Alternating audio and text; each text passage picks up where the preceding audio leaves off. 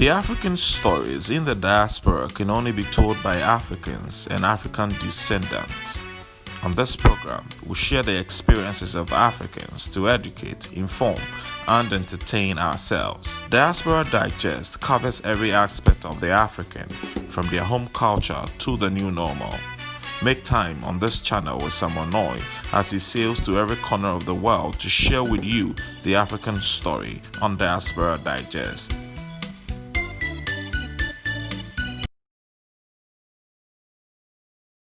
Welcome, Maria. So how are you doing? I'm doing good, thank you.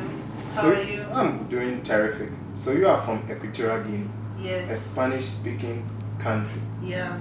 So tell me a little bit about. So Equatorial Guinea is located in West Africa, and it's the only country in Africa that speaks Spanish. Wow. Yeah. Well, it's a very small country.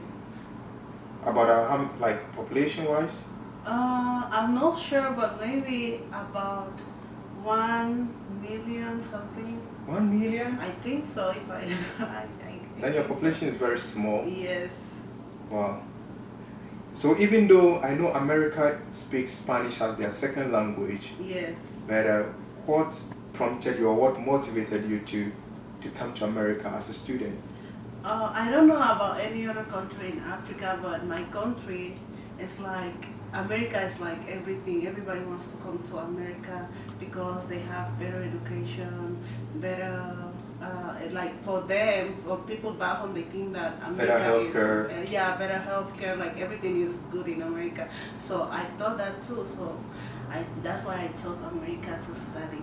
So I was thinking that somebody like you, from a background, who has background in Spanish, could have chosen, let's say, Spain to make it more easier. No, also I wanted to learn another language. That's Okay. why I didn't want to just speak Spanish, because I think in the workplace it's important to know like other language, like French or Chinese, English. That's why, English is not my first language. So that's one of the reasons why I also choose to come here. So just share with me your experiences as a first timer or somebody, a student who just arrived in America with a Spanish background. But even though I know America speaks Spanish, but not everyone. It wasn't that bad for me because maybe I have some family in here, so it wasn't like I came by myself, and it wasn't a bad experience. I came. Of course, I don't know how to say. Of course, at the airport it's difficult because I didn't know how to speak English, and to communicate with people at the airport was very difficult. But then when I get used to it very fast, because at my place we were speaking Spanish. The only difficulty would be like if I go to the mall and like when I want to buy something, I don't know. Do you remember any encounter you've had where you became so nervous or something? I remember all the time, like especially when I was like 6 months in America, and if like my father or my auntie comes and we have to go to the mall or to buy something, of course they expect me to speak something, but I wasn't feeling. So among them, you speak English. Among your aunties and other, you are the only one who could speak a little bit of English by then? Because they just come here to buy stuff or for vacation, holidays, and go back. So when we go out, they expect me to say everything. Like if they want to speak to someone, if they want to buy something, I'm the one who has to go in front and speak for them. So yeah, I wasn't feeling comfortable yet. So You're very confident in the language too. Yeah, so it was very difficult. So tell me some of your experiences as a student. As a student, so when I first came, I used to live in Maryland, and that's where I learned English. I went to the one institute, and I honestly didn't learn much. I didn't learn much because we were only international students, and I get to meet a lot of Latinos, Latin people. So I felt comfortable speaking Spanish with them. So I didn't practice my English a lot. So that was a disadvantage to you? Yeah, that was a disadvantage to me. And also when I go home, I speak Spanish, so it didn't help me to be in Maryland. That's why I moved to Washington State. And when I was in Washington State is when I started practicing more my English, talking to people, because I was the only I was the only person in that school from my country. Although there were Latin people, I didn't get to meet a lot of them. So yeah, and yeah, that's where I started feeling more comfortable speaking to people, because I didn't have any other choice. I have to speak whether I like it or not. And then yeah, I moved here. I get to meet you guys. Okay, so from Washington State. So how long have you been in Washington State, and how long have you been here as well? I want to say I stayed there for like 2 years, and then now I'm here almost 2 years. Yeah, 2 years. So 4 years, 2 years in Washington, 2 years here. So which program are you studying? Oh, If I marketing and management. Okay, so what is it all about? A little bit about. It's about marketing and management is about how to, like, in a business, how to manage people. It's kind of human resources, how to deal with people and stuff like that. So per what you've gone through so far in terms of your academics, how would you kind of like rate the academic status of like America and maybe something back home? I think that if you have like a good background, like school background in Africa or in my country, it's gonna be easier to like pass the classes and stuff like that. So like you if you went to a good school back home, here is like it's easier to study here. Yeah, that's how I feel. I don't know. Yeah, but one time you were telling me that even though you're doing marketing and management, but you were doing something. Biology. Yeah, that's the thing that I don't like about the system. Like, if you are studying marketing, why are you taking like biology classes? It doesn't make sense to me. Yeah, I'm taking some. When I was in Washington, I was taking classes like music and courses like music. I took biology again. I took biology there, and like physics, so things like that they are not related to my major. Yeah.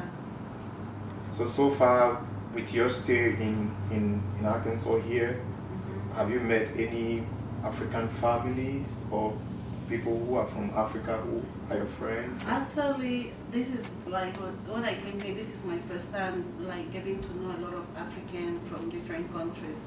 Because when I was in Washington, I only have like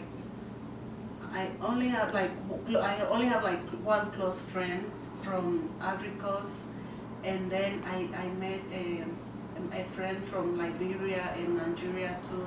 But here I have a lot of friends from like Nigeria, Ghana, where else, like everywhere.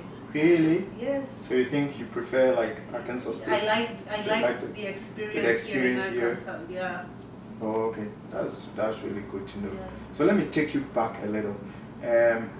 How was the process applying for school from home to America? How was it, and all the visa processes? How difficult or how easy was it? I think to get the visa is easy. Really, from Equatorial Guinea? Equatorial Guinea is easy if you have all the necessary documents that they ask for. Is very easy. You have to go online and apply and fill out the application form, and then make an appointment online too, and then go to the embassy and bring all the documents they ask for, and that's pretty much all. And you have to pay, I think it's $160, yeah, or something like that. You have to pay that amount, and in like 2 days or 3 days, if they like, cause if you go to the embassy, they'll check that all the documents are correct, and if you miss something, of course they'll tell you that, oh, come this day and bring what you are missing. But if you bring everything, they'll just be like, okay, come like in 2 days or in next let's say next Thursday to get your passport back with your visa. It's very easy. And then to apply for school here, it wasn't that difficult either, because you know I went to the institute first to study English, and I didn't go directly to university. So my cousin helped me with the process, and it wasn't that difficult. You just have to you just have to send them your passport, I think, your passport, and then pay something that I don't remember how you call that thing. You have to pay the it's not service number. Yeah, that one you have to pay that one, and also I think that's one. You also have to send them the bank statement. Your bank statement. Yeah, your bank statement, and that's pretty much it. And yeah, that's all. And they have to send the school have to send you the I-20 first, so you can go to the embassy with the I-20. So you have to wait until you get your I-20. It wasn't that difficult, honestly. The process wasn't that difficult. So aside you having like African friends here, what is your relationship with other I also nationalities, have like Americans, I also have African Americans? Okay. Because a lot of the time people say that like there's this kind of friction. Like I feel maybe because I'm African, I feel comfortable being around Africans and also Latin people because I speak Spanish, so it's easy for me to communicate with them. And what about the African Americans? African American, I don't feel like, I don't know, I don't feel I don't feel comfortable, but if I have to choose, I would rather be with my African people or Latino people, because first of all, I feel like they will not understand me because of my accent, or I'll have to repeat again and again, and it's kind of uncomfortable. So that was one of the issues I wanted to see because of the experience I was talking about, because a lot of the time people like you have accents, and that's one of the challenges people face, and therefore it becomes a little bit difficult mingling or getting closer. And sometimes I will not understand them either because they don't finish the words, or they'll talk really fast, and then I'll just be like, yes, okay. Even when you don't understand it? Even if I know, because I don't, because sometimes they look at you like you're stupid or something, so you just have to go with the flow, even though you don't understand it. Yeah, you just have to be like, oh yeah, interesting. So that's why like you are pretending to understand it. Yes, sometimes I do that. Oh, wow. Anyway, that's good. So let me ask you, apart from school, just describe to me your daily routine, what you do from when you wake up, like, you know. It's boring, but like when the like you wake up in the morning. When I wake up in the morning, I know you do a lot of some exercise and stuff, and sometimes. Yeah, mostly if I don't have class in the morning, I'll just be in my bed watching. You love your bed downstairs? Yeah, like watching YouTube videos or checking emails or doing checking if I have like an assignment or something like that, or talking on the phone from like back home with people back home, and I take a shower if I have class. I go to class, and then in the afternoon I usually go to the gym to work out. I like to work out a lot. It's one of my hobbies. And also, what else? Like sometimes I also play volleyball and. So these are your leisure things you do for leisure. Yeah, I also play soccer and volleyball with my friends, and like they are from everywhere, mostly international students, like Mexican and African, Asian. Yeah. Do you miss home? European. If I miss home, sometimes I miss home, but not that much. So you'll be going back home soon? Yeah, after graduation. Graduation? When are you graduating? This fall. This fall. Okay. So do you subscribe to people who say that a lot of the time people like Africans finish school and they don't want to go back, or they want to stay? What's your like a lot of the time people could say, or when Africans come here to to school or undertake their education, they don't want to go back home, or like they want to remain here. Do you subscribe to that? Like, I'm not against that, because everybody is different and everybody has different situations. I don't know what leads that person to stay here. So, but you prefer to go back home, right? For me, yeah, I prefer to go back home. But if somebody wants to stay, for me, it's okay. Yeah. Do you encounter people who ask you, when are you going back home, or you like? Yeah, there are some people who always ask me, like, when are you, especially back home, because maybe they miss me and they've been here for so long. They'll be like, oh, when are you coming back home? It's been a while since you went to America. And some people here, they'll be like, why are you going back home? Why don't you stay in America? And yeah, they usually ask me these two questions. But what I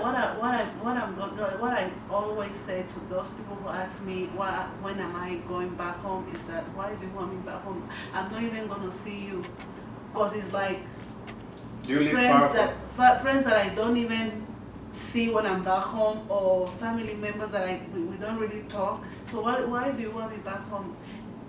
When the time comes to go back home, I will go. So relax. Yeah. Anyway. I know you are a lover of Instagram, TikTok, and whatever. I don't know, like Snapchat. I think apart from Instagram, I'm not on any of the social media. Like maybe Facebook. I'm on Facebook and Instagram and Twitter, but not like the Snapchat and those things. But I know a lot of crazy stuff go there. But I know you are a fan of those things recently, like TikTok. Yeah. Yeah? Is that all? Yes. Yeah. Maybe do you mind sharing your social media handles with friends? So my so I can follow you. I will only share my Instagram. I know the TikTok. You can know that the TikTok. Because you do crazy stuff. I don't do crazy stuff, but I don't take TikTok serious. So serious. But Instagram is more professional. Kind of. Yeah, kind of. So my Instagram is Brandilinda. So you put it. Yeah, it's joint. It's together one word. Yeah, one word. Brandilinda. Brandilinda. Yeah. How do you spell the brand? The brand is BRE. No, it's 3 instead of E. So it's BR3 NDILINDA. So instead of the BRE, you have done it BR3. 3, yeah. As in the number 3. Yes. Oh, okay. Anyway, thank you so much for hosting me and also allowing me to come into your home and talk to you. It's been a pleasure meeting you. Thank you so much. Viewers, I've been speaking to Brenda, or I call her Maria, a student from Equatorial Guinea, an African, of course, who is in Arkansas State doing management and marketing. And it's been a pleasure speaking to her, talking to me about some of the experiences she had whilst coming to America as a student and somebody with a Spanish background, and some of the challenges you face, especially when coming in. And today she speaks a very good, excellent English. And just watch this space. We're going to speak to more African students who are here and doing marvelously well. So stick and steam, just subscribe to my channel, Diaspora Digest. Thank you. See you.